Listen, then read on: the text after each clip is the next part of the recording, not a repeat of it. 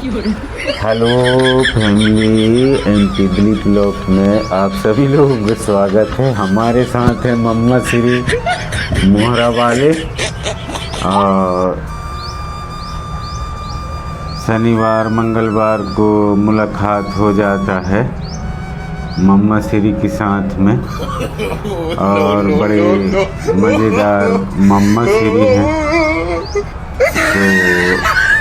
तो रामायण का एक आध कुछ मज़ेदार पॉइंट कुछ सुना दें तो मज़ा आ जाए। हाँ यार मम्मा, रामायण में तो बहुत आनंद आता है और उसमें हर प्रसंग में जो है मज़ा आता है, और जिसमें जो है हम सुन कर के बहुत आनंद का अनुभव करते हैं इसमें। जी, कुछ बताएंगे उसके बारे में, जैसे तुलसीदास का जीवनी कैसे उसका।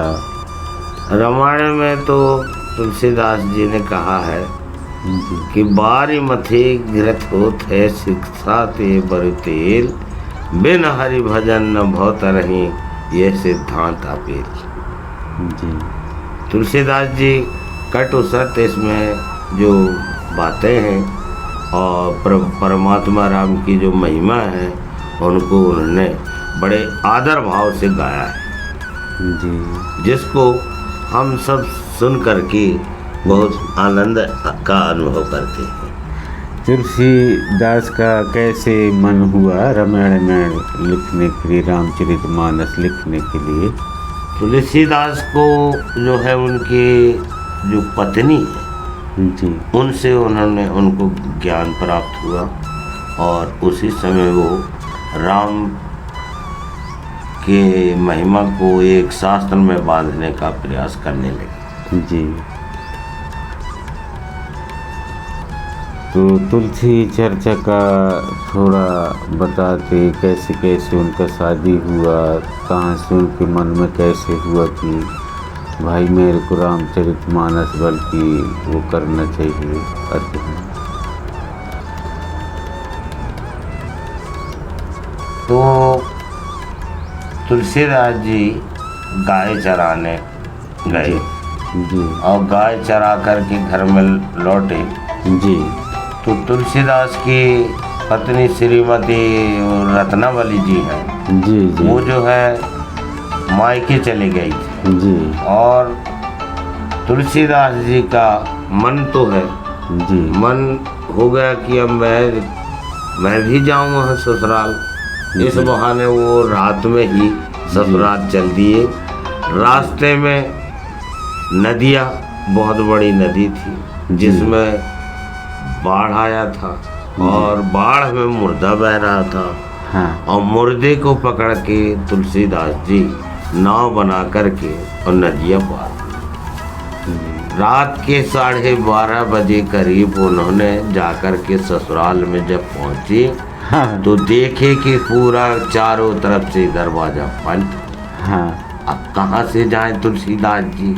हाँ, तुलसीदास जी देखे कि छत के ऊपर से नागिन लटक रही। जी, नागिन के पूंछी पकड़ के ऊपर चढ़ गए हाँ, और ऊपर चढ़ गए, पहुँचे रत्नावली के पास।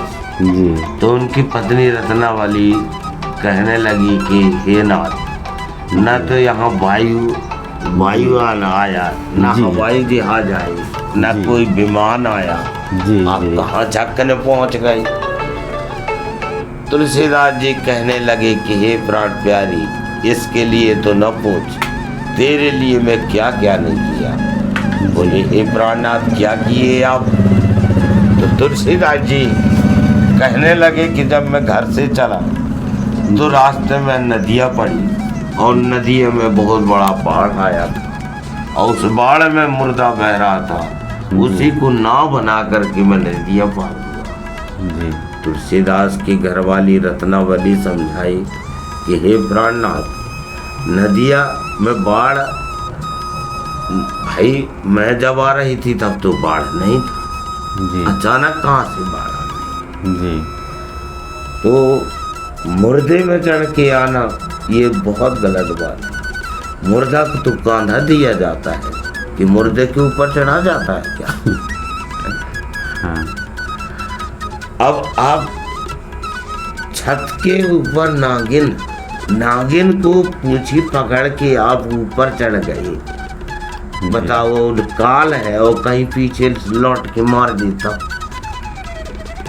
तो कहीं ऐसा सब किए क्यों किए भाई? कहे प्राण प्यारी, ये सब आपके लिए हमने ऐसा किया। जी। तुलसीदास की घरवाली रत्नावली कही कि हे प्राणनाथ, मेरे इस हाड़ मास काया के लिए बताओ आप क्या क्या नहीं किए।